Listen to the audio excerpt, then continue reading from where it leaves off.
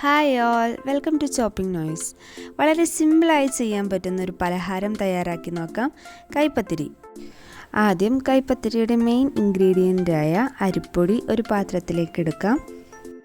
ഈ സമയം അല്പം ഉപ്പ് ചേർത്ത വെള്ളം ബോയിൽ ചെയ്യാൻ വയ്ക്കാം.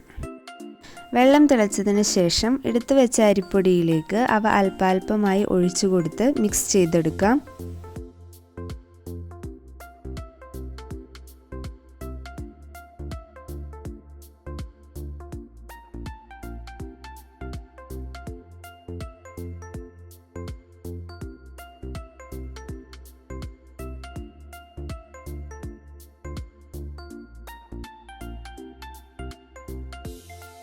കണ്ടിന്യൂസ് ആയി മിക്സ് ചെയ്ത് പത്തിരിക്കും ഇടിയപ്പത്തിനുമെല്ലാം കുഴയ്ക്കുന്നത് പോലെ അല്പം ഓയിൽ ചേർത്ത് കുഴച്ചെടുക്കാം.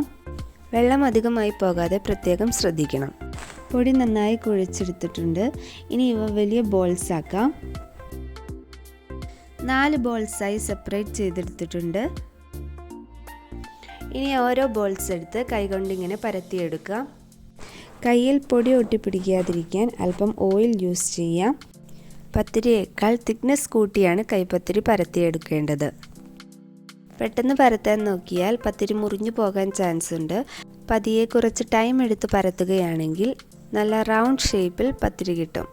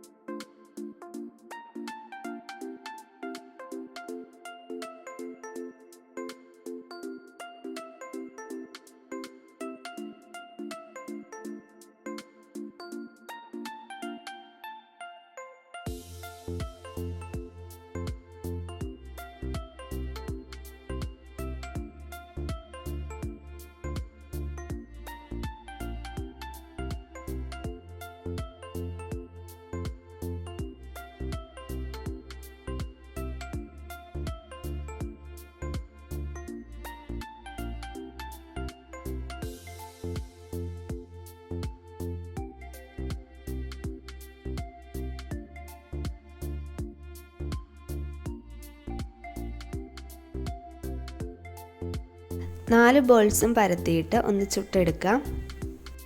അങ്ങനെ 4 പത്തിരിയും ചുട്ടെടുത്തിട്ടുണ്ട്.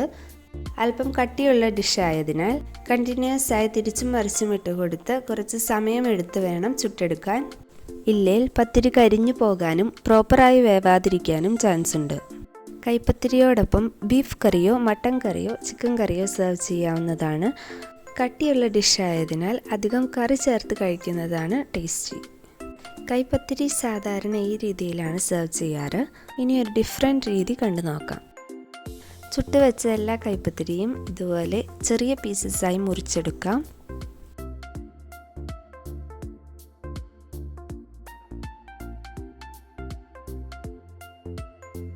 ഏത് കറിയാണോ കൈപ്പത്തിരിയോടൊപ്പം സെർവ് ചെയ്യാൻ ഉദ്ദേശിക്കുന്നത് അത് ചൂടായ ഒരു പാനിലേക്ക് ഒഴിച്ചു കൊടുക്കാം.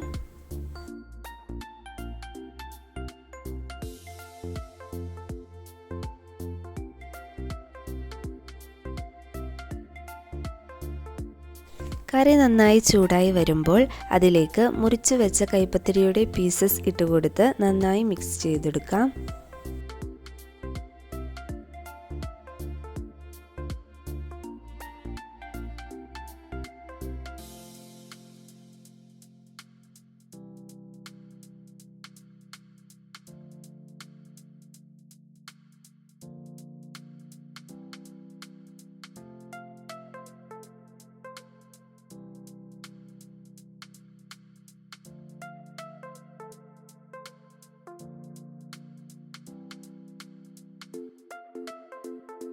കൈപ്പത്തിരിയുടെ എല്ലാ പീസസിലേക്കും കറി നന്നായി പിടിച്ചു എന്ന് ഉറപ്പുവരുത്തിയ ശേഷം സ്റ്റൗ ഓഫ് ചെയ്ത് ഈ ഡിഷ് ചൂടോടെ സെർവ് ചെയ്യാം.